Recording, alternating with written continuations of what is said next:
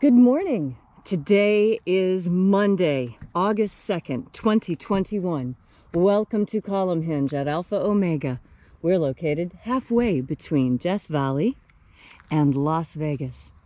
Halfway between Joshua Tree and Area 51 in the Mojave Desert of the Southwest United States.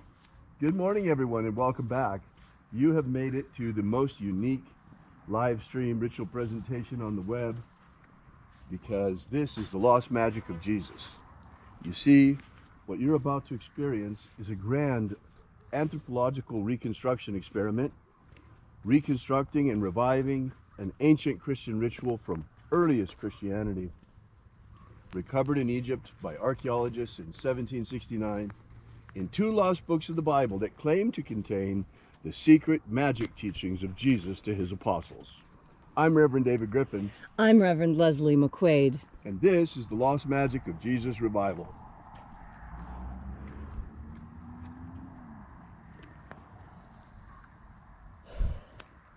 The sun is the dispenser of light to the earth. May the living light of the God Force inflame our souls with abundant life. Our destiny lies amongst the stars, and to the stars humanity shall ascend.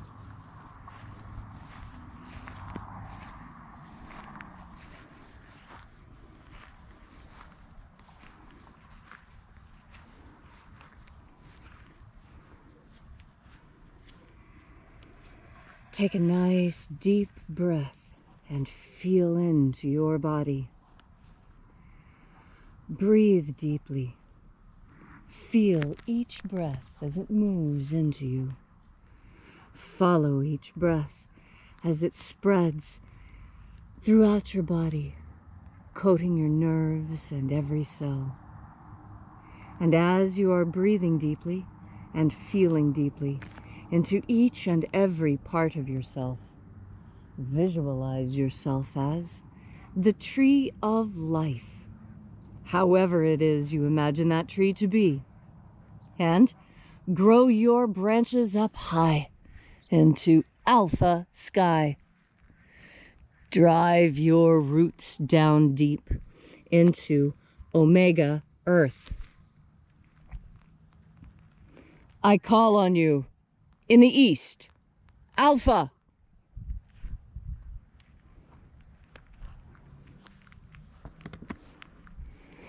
I call on you in the west, omega.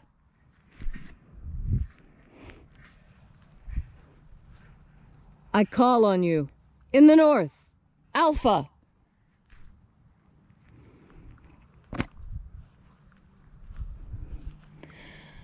I call on you in the south, omega.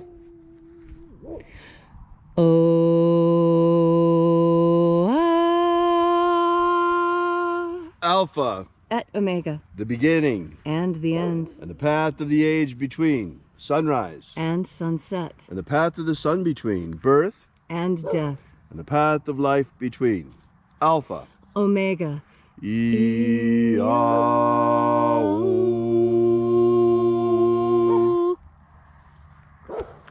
Welcome back to Alpha Omega's Column Hinge. Oh, look at that.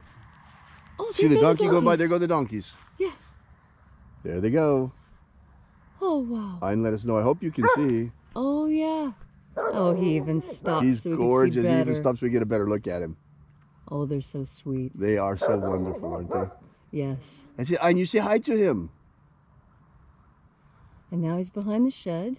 He's hiding now. Yeah, he's camera shy. He's being shy. He doesn't like us seeing him. He's pretending he's invisible donkey. There he goes. Oh, there he is. Now he's on the other side of the shed. There he goes. See? Off into the desert. Off he goes into the desert.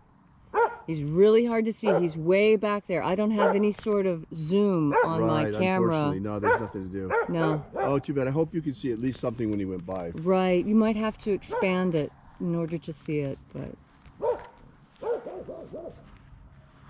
So, welcome back to Alpha Omega's Column Hinge. Now that we've said good morning to the donkeys, donkey this morning, we woke up yesterday and they were out here, two of them. Actually in the hinge eating. Yeah, right here in the hinge. eating the grass. So we begin this morning by reaching out to the angels in the invisible. Angels of the 21st treasury of light, attend. Watchers, we know your names, so stand aside. Ozaz. Ozaz. Eloes. Eloes.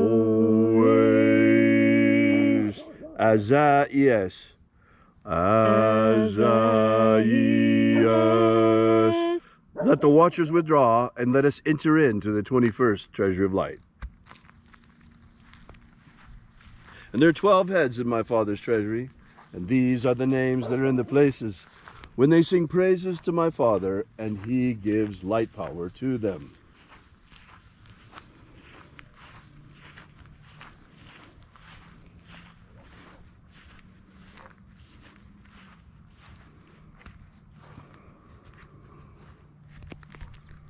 Zo zo ze'ai. Zo zo ze'ai.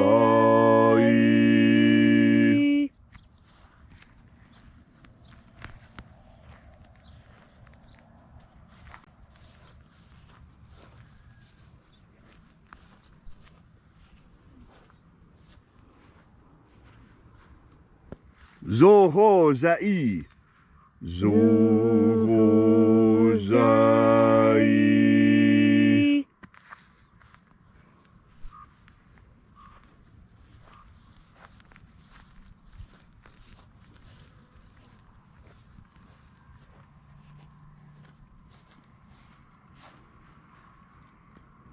To zazak sa'i. To zazak sa'i.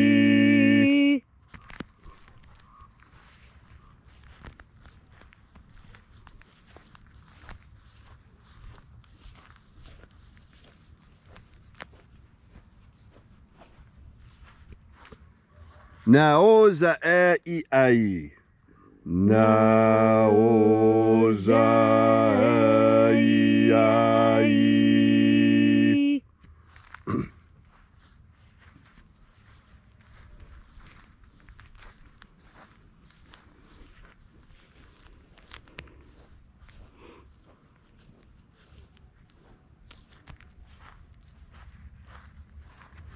Marazaz. Marazaz.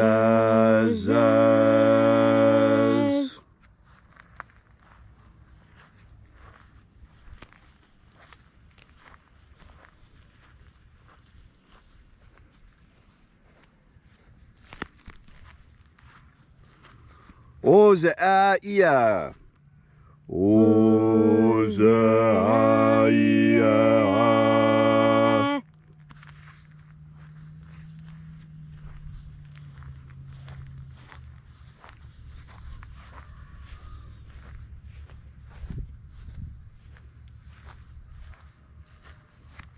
Oza, oza. Oza, oza.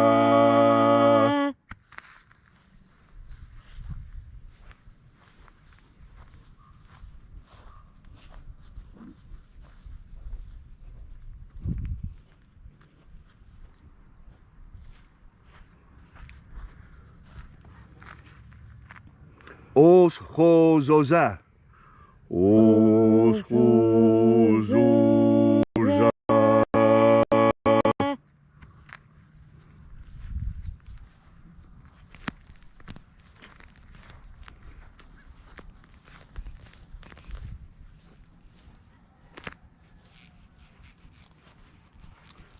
Azaiaos. Azaiaos.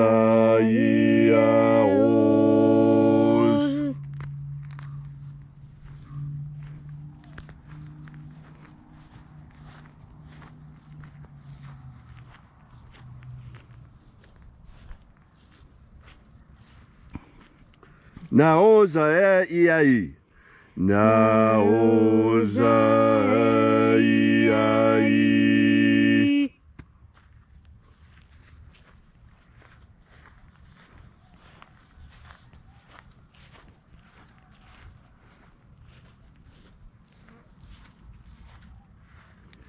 Naya ozaze. Naya ozaze.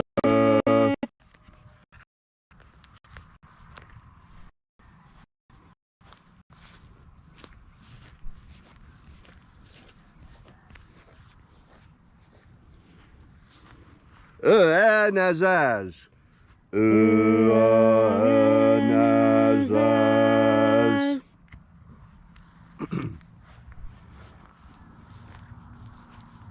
And so we completed our journey through the places.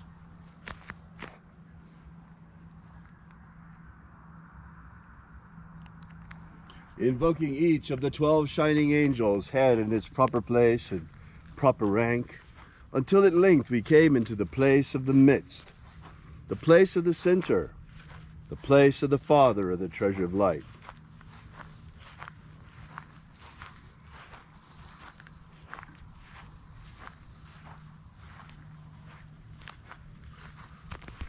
O Father of the 21st treasure of light, by your cipher and by your name we invoke you. Oazi Ai. Oazi Ai. Let the divine light descend. It is the intention of this ritual and our fervent prayer to establish human freedom worldwide. Establish human freedom worldwide. Restore the purity of our air. Restore the purity of our air. Of our water. Restore the purity of our water. Of our food. Restore the purity of our food. And our medicines. Restore the purity of our medicines. May all who search for the abundant life of the living Jesus come to discover the God force and how to fuel our everlasting souls with it. Abolish slavery in all its forms. Abolish slavery in all its forms. And set our people free. Set our people free. Grant us a pro-human future. Grant us a pro-human future. And then in that hour, when death comes calling, may we shed this physical body like a serpent sheds its skin, and rise triumphant into the kingdom of light, following the path opened for us by the living Jesus upon his ascension. All these things we ask in the name of the living Jesus. Amen. Amen. So mote it be.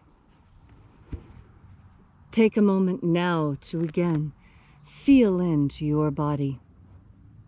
This ancient magical rite we are doing together helps you collect more God force energy within yourself.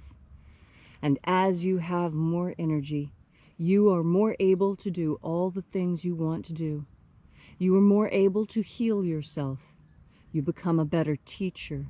You become a better mechanic. You become a better person. How is that possible? Well, it's possible because we are created by God.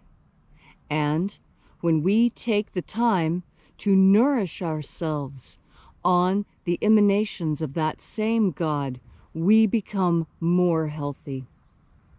It is a well-known fact among anthropologists and among doctors that those who have faith are more healthy than those who do not. And it doesn't really matter what that faith is in, whether that faith is in God or whether that faith is in hard science. What's important is the faith. And that is what I want to talk to you about now, is about faith. You know, I was reading Mark yesterday out of curiosity because you see, I was raised in a family where church was not fun. Now, how many of you can say that?